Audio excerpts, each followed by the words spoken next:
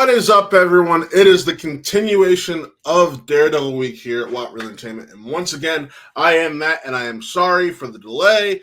We're here to talk about Punisher, but I am going to do a Punisher Season 1 and Season 2 review in one video because I got caught up in life and was not able to get the Season 1 video out yesterday. So it only makes sense to knock them out in the same video. Full transparency. Unlike Daredevil, I had never seen the Punisher series until I watched it for this Punisher or this Daredevil Born Again week thing I'm doing here right now. And I gotta say, with the first season, I was thoroughly impressed. Loved it. It was interesting. It kept me engaged. It reminded me a lot of the first season of Daredevil. And season 2, that wasn't the case, and we'll dive into that when the time comes. But season 1.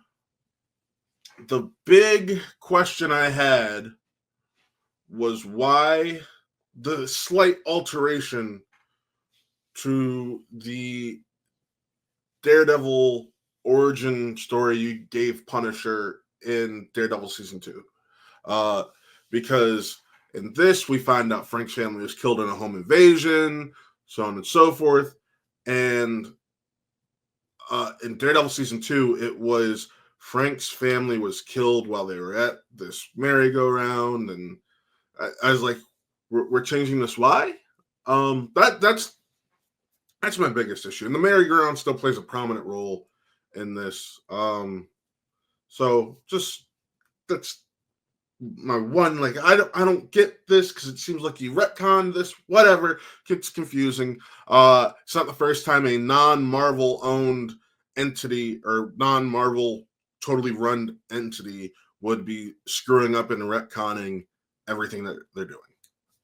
Moving past that, however, this series was just fucking awesome. This season was fucking awesome, a wild ride, and you gotta just wonder what could they have done to keep this going. And granted, I know Marvel is the one who ended all this stuff, and honestly, part of the reason I didn't watch season 1 was the fact that I was very jaded after what we got with Defenders, because I loved Jessica Jones season 1. I loved Luke Cage season 1. I loved season 1 of Daredevil. You already saw my thoughts on season 2, and if you didn't, go check out that review. But and Iron Fist was Iron Fist. We all know how we feel about that. However, I just, when it came to Defenders, I couldn't get behind it. It was boring. It had nothing going for it. They tried this crossover, and it just went off like a lead balloon. It went off like a fart in the wind. It just sucked. And outside of Daredevil, because I had 2 seasons of investment at that point, I had no interest in catching Punisher or continuing with the other Defender shows, to the point where I found out Jessica Jones had a season 3 and I didn't even know about it. Like, 3 seasons, and I'm a big Kristen Ritter fan. I've loved Kristen Ritter since she's out of my league when she plays she plays Alice Eve's best friend. And I was just like, wow. This had 3 seasons. I had no idea, because I stopped.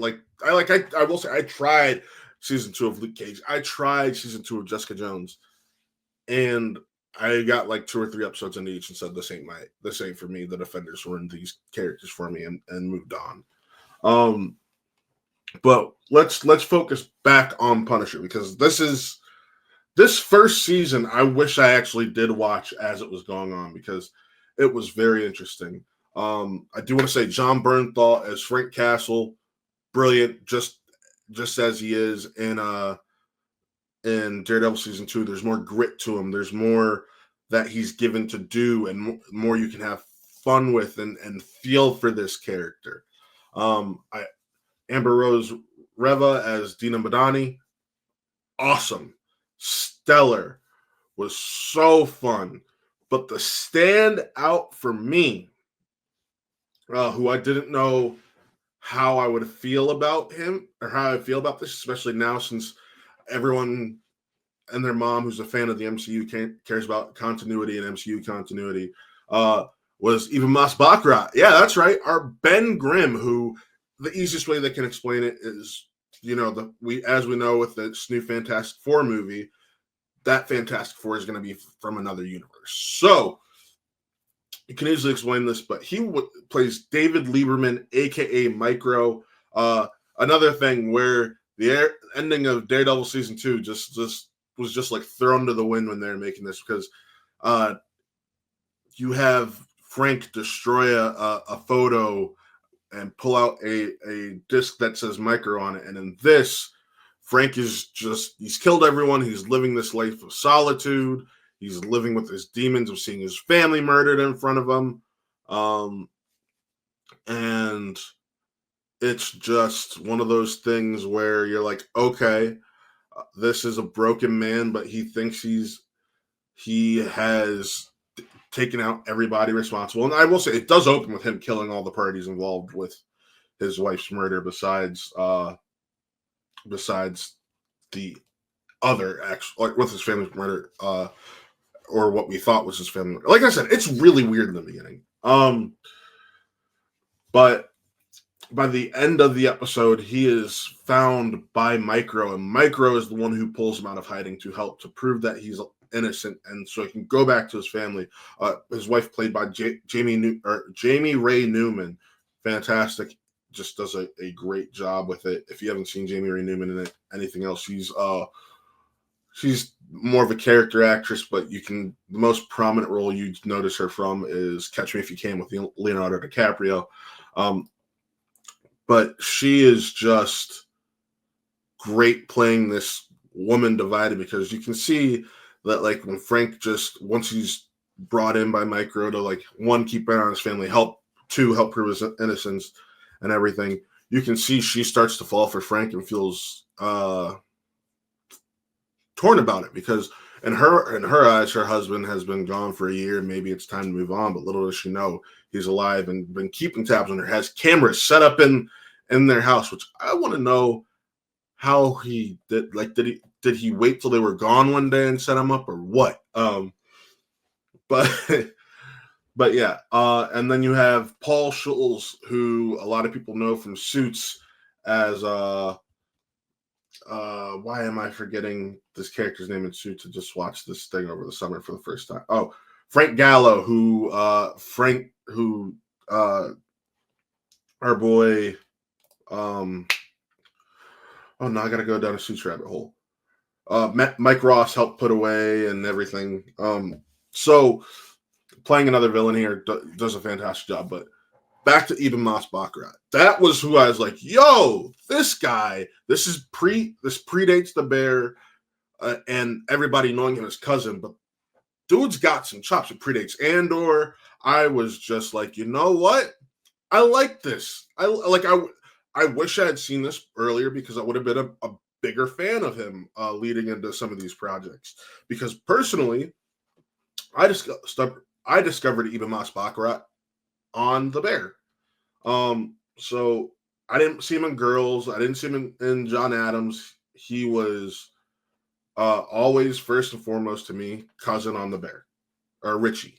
So I was just kind of blown away by him in this, because I wish I had found him sooner. But going back to Frank, and we have to delve more into this conspiracy with the death of his family. It was Billy Russo, played by Ben Barnes, his friend in the service, who's now got this mercenary type business called Anvil going on, who helped set it up for Frank's family to be killed, and in the process try to take out Frank. And everyone thought he was dead, and so on and so forth. And now he's back, and it turns into this wild story about PTSD, and just veterans and how they deal with things, and I was floored. It was interesting. It was fun. My biggest complaint about the storylines, while I get it, I didn't feel the need of that secondary former serviceman who was having his own PTSD struggles. Like I get it. It's a very strong way to show what these military servicemen deal with after coming home. But at the same time, the only purpose it really showed, or it really gave the show, was to help pull Frank out of hiding in the public eye. And I feel like there were other ways that it could have been done and kept this season shorter. This was the first time, after Daredevil season 2, this was one of those times where I felt like maybe 13 episodes isn't the model we need. I think the current 8 to 9 episode model is not what we need. I don't think 13 is what we need, but I think a nice 10 to 11 episode model might be especially for hour-long shows, might be the perfect breeding ground for shows like this. So it ultimately ends with a confrontation between Frank and Billy at the merry-go-round where Frank and his family go, where they were apparently killed, if you go by Daredevil season 2. And the truth starts to come out about how Billy helped Rollins, and that they're both in the reason his family's dead, and so on and so forth, because Billy just was because Frank was the good guy, and they realized he wouldn't keep his mouth shut, so on and so forth. And then we ultimately end up with the creation of the character Jigsaw, because Frank beats the ever-loving piss out of him and shreds Billy's face on these glass mirrors on the merry-go-round after just slamming it in nonstop and just dragging it all across both ways. And it's like, damn, that's gruesome, but this is the Punisher, so I'm all here for it. But overall, I enjoyed this first season of the series. And if I'm giving it a rating, I'm giving it a 4 out of 5 reels for myself. Like I said, I had certain issues with just how story was done. I had like the retconning and the secondary storyline that's really didn't serve too much purpose. I do want to shout out Jason R. Moore, because as Curtis Hoyle, he does a fantastic job being a centering point for Frank Castle as one of his best friends from the service. So that he was great in that, and I'm sorry I almost missed bringing him up. Now let's move on to season 2, where I was bored out of my fucking skull. Season 2, I'm keeping the season 2 review short. I only have one redeeming factor or two redeeming factors about season 2. One, I love Jon Bernthal as the Punisher, and I love Jason R. Moore and Amber Rose Riva coming back as Dina Madani and Curtis Hoyle. But it was messy, and then they try to make they seemingly can't decide what villain they want to use. They have Josh Stewart come in as John Pilgrim, who is being used to cover up a prominent man's son who's a senator being gay. And I felt that story was kind of fucked, in my opinion. And then because he's killing kids who have the proof that it's just messy and stupid, and I'm like, really, this is what we're doing? But and then Ben Barnes, who I loved in the first season of the series, hated him in this season. He was his version of Billy Russo in season 2, aka Jigsaw, which we have created at the end of season 1. A broken man, shell of himself, and I get maybe that's why I wasn't gelling with him as much, because he has some of his memories back. He doesn't have his full memory back by the time the show is over, and then he's killed, and it's like, and then he's banging his fucking psychiatrist, like the most cliche bullshit storyline there could be.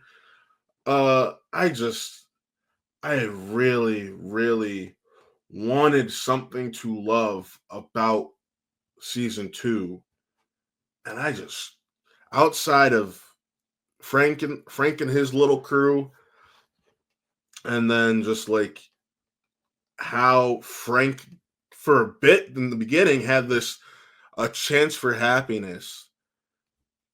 I was like, what are we doing, man? Like, season 1 ended great. Maybe this should have been a limited series, because the only reason that Frank is in this shit right now is because he's a good guy and saw a young girl in danger, and played by Georgia Wiggum, who I didn't know she was in this. I know her from Ted, the TV series. I know she was on The Orville, and I'm pretty sure she's Shea Wiggum's daughter. But I was very underwhelmed, and I don't really have a lot of good things to say about season 2, which is why I'm like, you know what? I missed the season 1 episode. I haven't recorded season 2 yet. I'm going to do a 2-for-1 review, because I honestly, it's so fucking forgettable that I was like, what the fuck am I watching? It was not good. I didn't care for it. I'm not going to give it a 1 because it does have redeeming factors. So I'm giving season 2. I'm giving season 2 a 2 overall. 2 out of 5 reels. It's not good.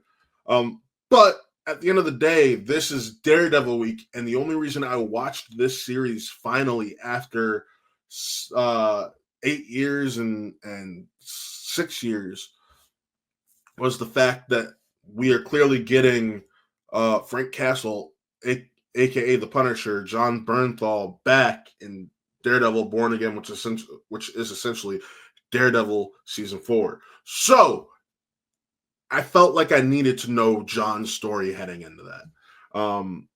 With that, though, that is it for this episode, or this review. And thank you if you've been tuning into Daredevil Week. It's been fun. But yeah, if you haven't already, check out my Daredevil Season 1 review, my Daredevil Season 2 review, and then tomorrow, the Daredevil Season 3 review drops. So I'm ready to have a ton of fun with that. And then Monday, again, the Daredevil Born Again Daredevil mask unboxing comes out. So I am excited to film that. However, with that, folks, remember to check out everything else we do over here at Watt Real Entertainment, whether that be Views from Metropolis, which will have a new episode tomorrow, Friday. I promise, Chance is coming out, and that is the episode that is Superman for A Quest for Peace. I'm excited to talk about that with Chance. And also check out our sister channel, Watt Gaming, run by one of my partners, Taylor Cleek. Does a fantastic job with that. It's where our Twitch streams go to live as VODs after the fact. So if you want to go check those out, please do. But also follow us on Twitch, twitch.tv/WattRealEnt, as it's spelled in that top corner. But with that, folks, signing off, I am Matt. This was another Real Review, and we'll see you next time.